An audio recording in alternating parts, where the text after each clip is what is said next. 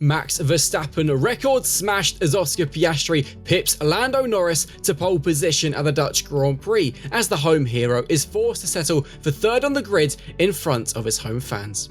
From Racing News 365, my name is Nick Golding and I'm delighted to be joined as always by lead editor Ian Parkinson. Ian, we've got to start with the expected, a McLaren front row once again. However, what wasn't expected is necessarily the order in which they fell in. Oscar Piastri breaking Max Verstappen's lap record at Zandvoort to claim pole position by 12 thousandths of a second from Lando Norris, and Norris topped all three practice sessions, was the slight favourite for pole, but Oscar saved it for when it mattered most, fastest in Q1 but crucially fastest in Q3.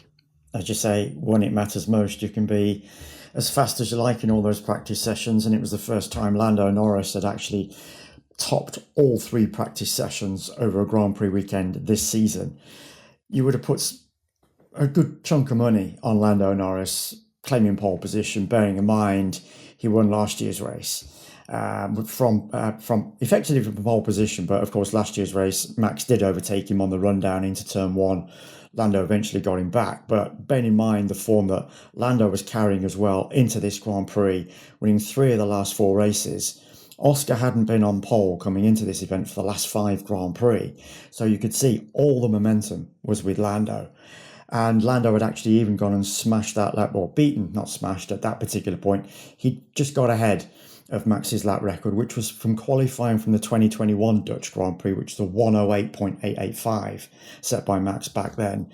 Lando just got ahead of it. So you knew it was going to tumble during qualifying. Naturally it did.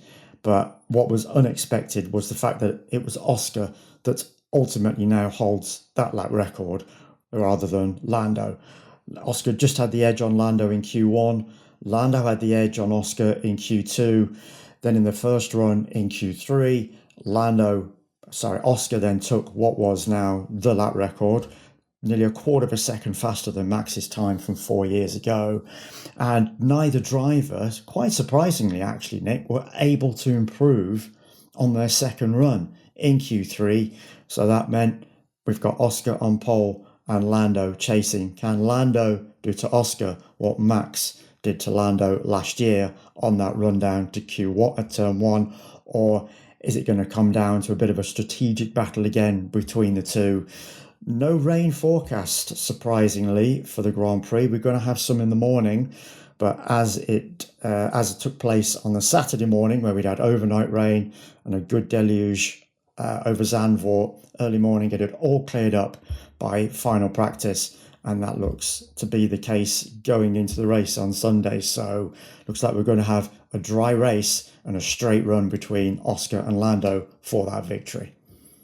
And as you just mentioned, it does look like for now it's going to be dry. Of course, at Zandvoort, things can change quickly. We've seen that in recent years. And you would imagine that if it is dry, the McLarens, should they both make a good start, will likely ease away quite comfortably given their pace advantage over everyone. Max is in a bit of a weird position, it seems, this weekend, particularly in qualifying where he's a couple of tenths adrift of the McLarens, but then he himself is about 3 tenths clear of the rest of the field. Unless he can get amongst the McLarens, could be a lonely Sunday for Max in third. He's got a chance, He's got a chance. If he can do it to Lando as he did last season when he started from second on the grid, then naturally he's got the possibility of getting in that mix. It's a short rundown though. It's only 600 yards from the front of the grid down into turn 1. So there's still that opportunity. And we know what that turn 1 is like going into turn 2. And then of course that wonderful turn 3 banking that there is at Zandvoort where a lot could ultimately happen. But as we saw, Red Bull just does not have the pace of the McLaren. So you've got to assume that even if Max is able to do something through those first few corners and get his nose in front of Lando, Oscar, maybe even both, you would assume, given the overall pace of those McLarens, that they would eventually reel Max in at some stage, and it would still become a fight between Oscar and Lando for that race victory. Nevertheless, credit to Max for the performance that he did pull off, because he was most certainly playing his chances down coming into this weekend, confident that the car wouldn't suit the circuit given the nature of it, and he's done wonders again. This is Max Verstappen. This is the kind of driver that he is. To actually manage to get just over 2/10 shy of Oscar Piastri and Lando Norris, I think was a pretty stellar performance. But I know we're going to move on to the guy that's actually alongside him now on that second row because of all the surprises that we've seen. The guy that's alongside him in fourth position, for me, has actually excelled in terms of what Max has produced with his car, and that, of course, is Isack Hadjar for Racing Bulls. Just wow. Well, quite clearly the star of qualifying. And it's easy to forget, actually, that Isack had a pretty disastrous Friday. Missed a lot of FP2 after stopping on track. It resulted in a power unit change overnight. So he was a bit against it going into Saturday. Well, quite clearly, he needs to have more bad Fridays going forwards because it's worked well for him. Fourth on the grid for Isack. I mean, we've spoken a lot about how impressive he's been this season, particularly after how badly things started for him back in Melbourne with that formation lap crash. You've got to wonder, Ian, with Yuki out in Q2, how long until we see young Isack in that Red Bull? He's already alongside Max on Sunday. It's again, yeah, I appreciate what you're saying and the way things are going. And Liam Lawson did well as well, in all fairness to Liam. P8. He starts P8. So both of those guys, both in the top 10, they're doing really well. They're both really pushing Yuki Tsunoda hard for coming into the equation for that second Red Bull seat for next season. And there's going to be a lot for Helmut Marko and Laurent Mekies to weigh up over the remainder of this season. I wouldn't anticipate any decision being made until the end of it. They're going to give all three guys as much opportunity as possible to prove themselves going forward. The fact is, when you've got a Racing Bull on the second row alongside Max Verstappen, which is where you would expect the second Red Bull driver to be, not 8 places back as Yuki is compared to Isack, then it's a lot for, as I say, for Laurent and Helmut to digest. And right now, Isack and Liam are certainly giving the pair of them a lot of food for thought. The key now for Isack, bearing in mind he'd had such a good run at one particular stage. I think he'd scored points in 5 races out of 7 after a slowish start. Came good, but he's not scored points in a Grand Prix in the last 5. The only points he scored was in the sprint in Belgium. And in those last 5 Grand Prix prior to this weekend, he'd actually started in the top 10 on 3 occasions. So he's not been able to convert these superb qualifying performances that he has produced into really strong points. This is his chance now to really shine and get some strong points from Racing Bulls, because as we all know, that battle for 5th position in the Constructors' Championship is as tight as it could be. I think it's 26 points separates the 6 teams. I think I'm right, Nick. It's really close. I can't remember the exact figure, but it's tight. It's supremely close between those, the bottom 6 anyway. So there's a lot of money at stake for those guys going into next season. So just to reiterate the point for Isack, brilliant Saturday, great performance, career high qualifying performance in F1, but now he has to convert that performance into points on Sunday. Before we carry on, a quick reminder to our fans watching this over at Racing News 365. We are currently running a very special prize giveaway. If you'd like to win a replica Ayrton Senna helmet, yes, you heard that right, head over to the Racing News 365.com Instagram page where there is a pinned post on how you can be in with a chance of winning that replica helmet. Best of luck, and well, send us a picture when you do win it because it looks incredible. Ian, we've got to carry on. I'll quickly go through the top 10 on the grid provisionally, of course. Oscar Piastri claimed pole position with a 1 minute 8.662 and now a new Zandvoort F1 lap record, as I mentioned. Norris in second, Verstappen in third, Isack Hadjar in fourth, George Russell in fifth, Charles Leclerc sixth, Lewis Hamilton seventh, Liam Lawson eighth, Carlos Sainz ninth, and Fernando Alonso in 10th. Let's discuss Ferrari because as I've just had a quick look, mate. Just quickly interrupt you on the Ferrari line there because I just do want to clear up what I just mentioned there previously. While you were doing all of that, it's actually 25 points separates Williams in 5th to Racing Bulls in 8th. Haas are a further 10 points back in 9th. So you can't rule them out of the equation either. Alpine rooted at the bottom of the minute. They're only on 20 points, 50 points behind 5th place Williams. But so between Williams in 5th, Racing Bulls in 8th, it's 25 points. That just goes to show just how much there is to play for between those guys. Anyway, sorry to interrupt, pal. On to Ferrari. You had me scared for a second that something had gone badly wrong. No, what's happened? I just wanted to get it right in my head. Of course, absolutely. Yeah. In terms of, getting things right, Ferrari quite clearly not really getting things right. A nice little transition there. But actually, reading through the top 10, it is Leclerc in 6th, Hamilton in 7th. So you'd naturally think, well, Leclerc must be kind of happy to be ahead of Hamilton. No. Interestingly, Leclerc actually quite despondent, pretty downbeat, blaming himself for the difficulties he's endured this weekend and just not really being that happy. On the other side of the garage, and Lewis, despite being behind Leclerc, having been ahead of him for a lot of qualifying, actually was semi-positive. It's, again, we've seen this a lot this season. The emotions on either side of the Ferrari garage just completely different to one another. Roller coaster for the pair of them, and that's exactly what they're enduring. If you think of Charles Leclerc 4 weeks ago, he was on pole position at the Hungaroring.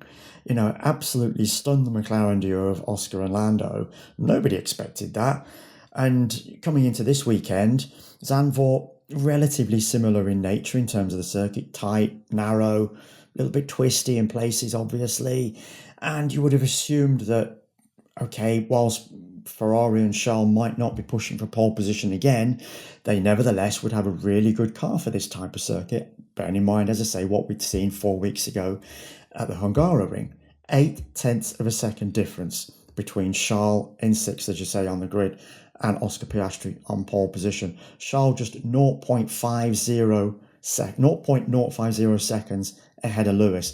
So that's as tight as it's been between those two guys for quite some time. So naturally, Lewis is obviously the more happy of the two, bearing in mind how close he is to Charles. Charles was talking quite cryptically about chasing something within the car in terms of performance, and that, in trying to do that, he lost his way to a certain extent. Didn't expand on what it was he was trying to chase, but nevertheless, this proved costly for him, in particular in qualifying and especially in Q3, that he was not happy with his Q3 lap at all. As you say, though, on the opposite side of the garage, despite the couple of spins that Lewis Hamilton had endured across practice on Friday, came into qualifying, not too bad form. He actually managed to find a little degree of performance throughout the practice sessions in total, and then to go into qualifying and finish that close to Charles and feeling a lot happier with what he had also discovered in his car. But unlike Charles, he'd actually found something within it, whereas Charles couldn't find what he was trying to unlock. As we say, Lewis a lot happier on this occasion compared to his teammate. We've got to end with what I think is probably the biggest disappointment of qualifying, because we spoke about this on Friday's F1 update, that Alonso and Aston Martin could have been a real big threat. But that didn't really materialise. Fernando Alonso, to his credit, got through to Q3. He starts in 10th. Yeah. But on the other side of the garage, Lance Stroll, what was the biggest moment really in qualifying in terms of drama was the fact that he had a crash at the penultimate corner in Q1, touched the grass on the entry in what appeared to be a clear driver error, remarkably kind of went into the barrier, bounced off it, returned to the pit lane where it was then determined following inspection that his car could not continue. This is after, Ian, a survival cell change following his big crash in FP2 on Friday. It's a difficult one for Aston Martin because actually Lance has shown good pace this weekend, but again, in a big mistake by him, he starts in last. There's got to be disappointment in the Silverstone-based team. 2 huge errors from Lance this weekend, and it wasn't just he touched the grass. He pretty much had, if you look at the onboard, pretty much 2/3 of his front left wheel on the grass, and that just obviously propelled him into that spin, into the barrier up the gravel banking at that particular turn. He hurtled down it. I don't know if you watch particular rate or not, going downhill off that gravel. It's steep, back onto the track. But of course, as you say, car ruined certainly the floor would have taken a big hit. And when you think of, as you say, a complete rebuild of that AMR 25 going into Saturday, going into FP3, the team broke curfew overnight to get that car ready. So you knew it was huge repairs, and they pretty much replaced a massive portion of that car just to get it in good condition. And as you know, we discussed in Friday's update, Aston Martin, not just us looking at their performance, but the drivers themselves, both Fernando and Lance, had said that they felt that there was performance and time in that car that they could actually challenge for the front two rows of the grid. Well, that quite clearly has just not materialised. They've not been able to find any extra performance in that car predominantly. Yes, okay, Fernando, as you say, has made the top 10, starts 10th, but Lance, it's a long way back from 20th on the grid now, isn't it? And he's got a lot of work to do to prove himself in my book going into Monza next weekend, which is, for all intents and purposes, whereas Hungaroring was a circuit that suited Aston Martin, and this one, Zandvoort, for the most part, has lent itself in favour of Aston Martin. Given the nature of Monza, such a high-speed circuit, I think Aston Martin are really going to struggle there next weekend. And Lance quite clearly was pretty disappointed with his mistake, given that obviously it sounds like he walked out of the media pen post-questions. So that's not exactly the kind of thing you want to be hearing. But yeah, so he's a long race it's going to be for him on Sunday from last. Ian, amazing stuff as always. For those who are watching this F1 update, please do smash the like button, subscribe to the channel, and let us know your thoughts in the comments below and give us your predictions for the race. Where will Max finish? There's the question. Be sure to join Ian and I for the next F1 update after the race on Sunday. See you later. And go chasing that special prize over on our Instagram account, folks. Take care until then. Bye-bye.